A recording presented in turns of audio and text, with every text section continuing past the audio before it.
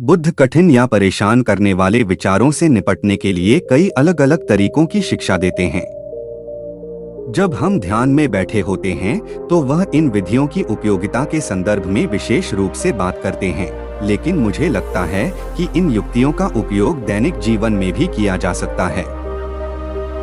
यहाँ बताया गया है कि इनमें से कुछ तरीकों को कैसे व्यवहार में लाया जाए। आप वहाँ तकिए पर बैठे हैं और अचानक आपके मन में यह बहुत मजबूत, परेशान करने वाला विचार आता है। बुद्ध के दृष्टिकोण से परेशान करने वाला विचार वह विचार है जो आपको या दूसरों को नुकसान पहुंचाता है। इसकी विशेषता लालसा या घृणा हो सकती है। उस विचार को रखना और उस पर बहुत अधिक ध्यान देना आपको हानिकारक तरीके से कार्य करने के लिए मजबूर करता है। लेकिन बुद्ध उस विचार को क्रियान्वित करने से पहले उसका सामना करने के लिए कुछ तरीके प्रदान करते हैं। यदि आपके पास कोई कठिन विचार है तो आप इसे सकारात्मक विचार सोचकर या मित्रता या करुणा जैसे सकारात्मक गुण पर विचार करके प्रतिस्थापित कर सकते हैं। जो ध्यान कठिन विचार की ओर जाना चाहता है उसे मित्रता के बारे में विचार की ओर मोड़े और कठिन विचार के स्वर को बदलने के लिए अपने अनुभव में मित्रता की भावना लाए। एक सामान्य उदाहरण देने के लिए, आप किसी का इंतजार कर रहे हैं और 9 बजे वे वहां नहीं हैं।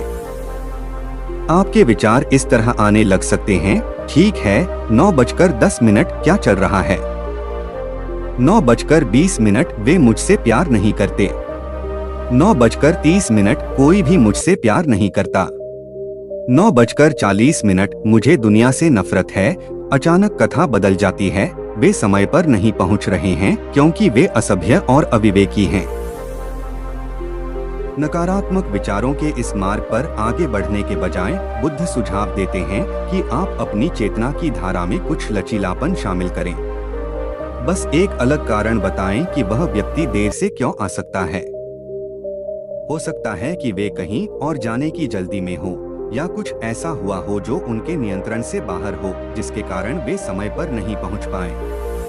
यदि आप कर सकते हैं तो इस सकारात्मक विचार को और भी अधिक बढ़ाएं। हो सकता है कि आपके मित्र के साथ कुछ अद्भुत हुआ हो और इसीलिए वे देर से चल रहे हों। या हो सकता है कि कुछ भयानक घटित हुआ हो और आपको उन पर दया करने की आवश्यकता हो। बुद्ध मूल रूप से कह रहे हैं, निष्कर्ष पर मत पहुंचो। आप नहीं जानते कि आपका मित्र देर से क्यों आया है। विचारों के जाल में फंसने से बचने के लिए आप अन्य तरीकों का भी उपयोग कर सकते हैं। ध्यान दें, जब आप हमेशा कुछ नहीं, कभी नहीं, कोई नहीं शब्दों का उपयोग करते हैं, ये सभी शब्द हैं जो परेशान करने वाले विचारों को बढ़ाते और बढ़ा चढ़ाकर पेश करते हैं। जब आप सोचते हैं कोई भी मुझसे प्यार नहीं करता या मेरे जीवन में कुछ भी काम नहीं करता है, सक्रिय रूप से इन विचारों पर सवाल उठाएं। क्या यह सच है? क्या यह सदैव सत्य है? यह क्या विचार है? क्या मैं बिल्कुल अलग कुछ सोच सकता हूँ? वास्तव में हमारे पास अपने विचारों पर अविश्वसनीय शक्ति है, किसी भी एक विचार की हमारे ऊपर शक्ति से अधिक शक्ति। इस शक्ति का दोहन करने के लिए हमें अपने भीतर ज्ञान और करुणा की रचनात्मक क्षमता खोजने की जरूरत है।